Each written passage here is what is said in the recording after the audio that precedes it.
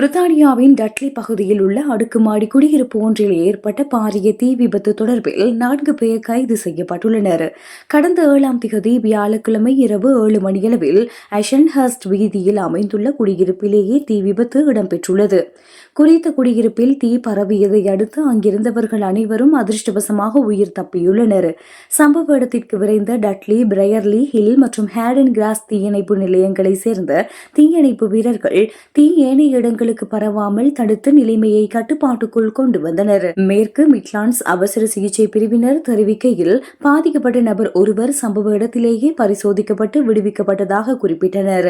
இருப்பினும் முன்னெச்சரிக்கை நடவடிக்கையாக பலர் வைத்தியசாலையில் அனுமதிக்கப்பட்டுள்ளதாக மேற்கு மிட்லாண்ட்ஸ் போலீசார் தெரிவித்துள்ளனர்.